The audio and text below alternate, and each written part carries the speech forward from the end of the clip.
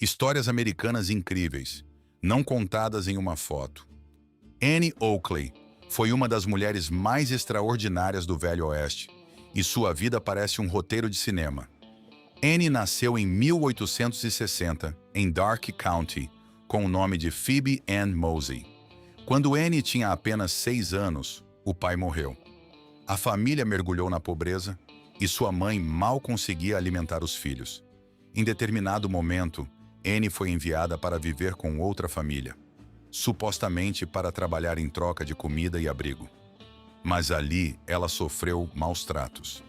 Mais tarde, Annie chamaria aquelas pessoas de os lobos. Ainda muito jovem, Annie começou a caçar para ajudar a sustentar a família. Ela caçava coelhos, esquilos, aves selvagens, e logo ficou claro que seu talento era incomum. Sua pontaria era tão precisa que ela passou a vender caça para restaurantes, hotéis e mercados locais. Antes dos 15 anos, ela já ajudava a pagar dívidas da família. Isso por si só já era extraordinário para uma garota daquela época. Aos 15 anos, Annie participou de uma competição de tiro contra um atirador profissional chamado Frank Butler. Frank tinha fama de nunca perder. Annie venceu. Ela acertou 25 de 25 tiros. Frank errou o último. Esse momento mudou tudo. Além de derrotá-lo, Annie conquistou sua admiração. Eles se apaixonaram e se casaram em 1876. Annie se tornou famosa ao entrar no espetáculo de Buffalo Bill, o Buffalo Bill's Wild West Show. Ali ela virou lenda. Suas apresentações incluíam truques quase inacreditáveis: apagar vela com tiro, acertar cartas no ar, partir cigarro da boca de alguém com extrema precisão, acertar alvo olhando pelo espelho, por cima do ombro sim. Ela fazia isso diante de plateias enormes. Annie não foi famosa só nos Estados Unidos. Ela se apresentou na Europa e impressionou nobres e líderes. Há relatos de que ela se apresentou diante da Queen Victoria. Na virada do século, ela já era uma celebridade internacional, e algo impressionante para a época. Annie defendia que mulheres aprendessem a atirar e fossem independentes. Isso era extremamente avançado para o século XIX. Em 1901, Annie sofreu um grave acidente de trem. Muitos pensaram que sua carreira havia acabado. Ela sofreu múltiplas lesões e precisou de várias cirurgias, mas voltou a se apresentar. Essa resiliência virou parte de sua lenda. Annie morreu em 1926, aos 66 anos. Seu marido Frank ficou devastado. Segundo relatos, ele morreu apenas 18 dias depois. Muitos interpretam isso como prova do amor profundo entre os dois. Por que Annie Oakley importa? Porque ela quebrou estereótipos.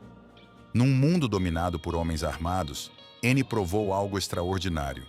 Não era preciso força bruta para dominar o Velho Oeste.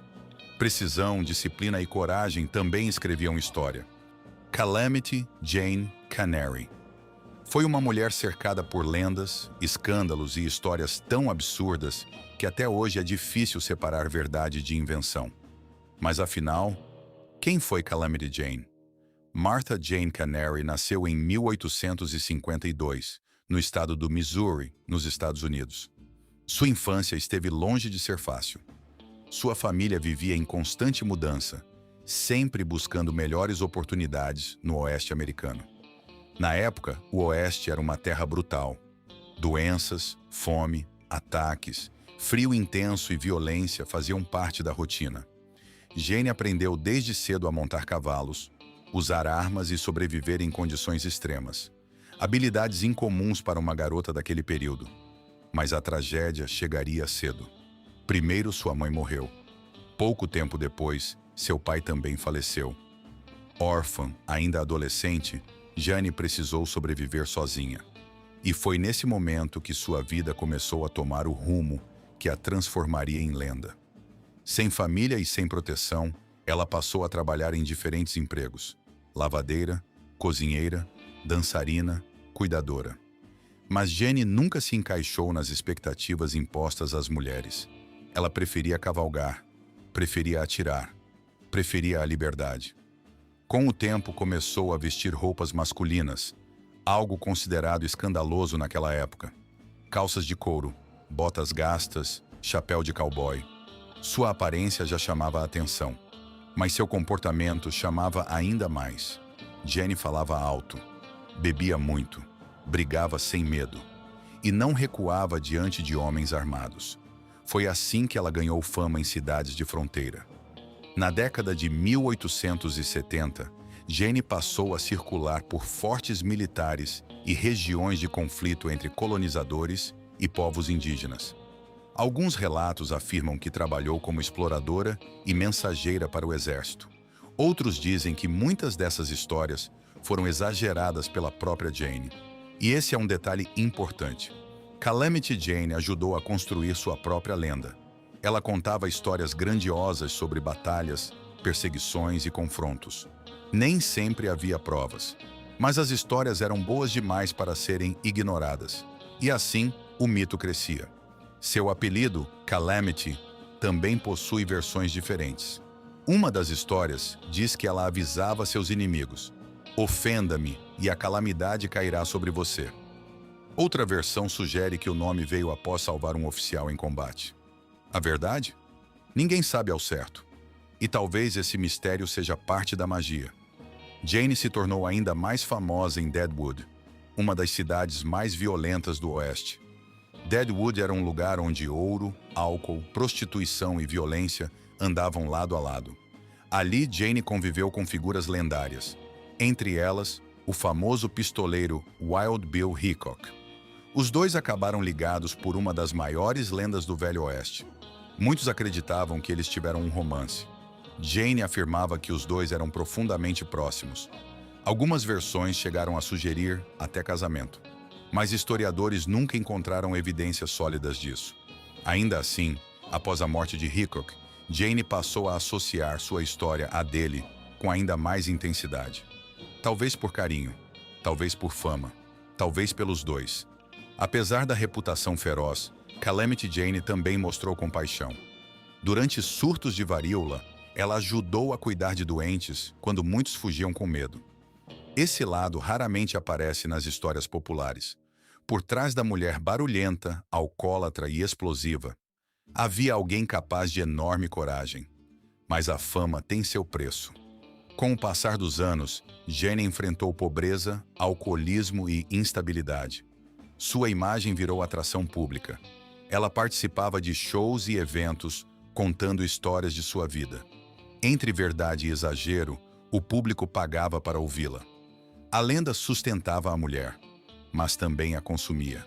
Em 1903, aos 51 anos, Calamity Jane morreu em Dakota do Sul, pobre, doente e ainda cercada por histórias. Seu pedido final foi surpreendente. Ela queria ser enterrada ao lado de Wild Bill Hickok, e assim foi feito.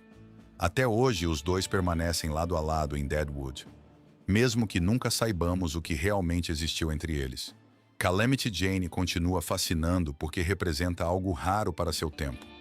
Ela recusou o papel que a sociedade esperava de uma mulher.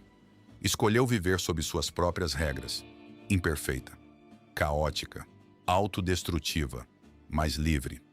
E talvez seja por isso que sua história continua viva. Porque Calamity Jane não foi apenas uma mulher do Velho Oeste. Ela se tornou o próprio espírito indomável da fronteira americana. Uma lenda onde verdade e mito cavalgaram juntos. E talvez esse seja exatamente o motivo de nunca ter sido capturada. No imaginário popular do Velho Oeste, poucos nomes despertam tanta curiosidade quanto Belle Starr. Frequentemente retratada como a rainha dos bandidos, sua história mistura fatos, rumores e exageros criados pela imprensa da época. Mas quem foi de fato Belle Starr?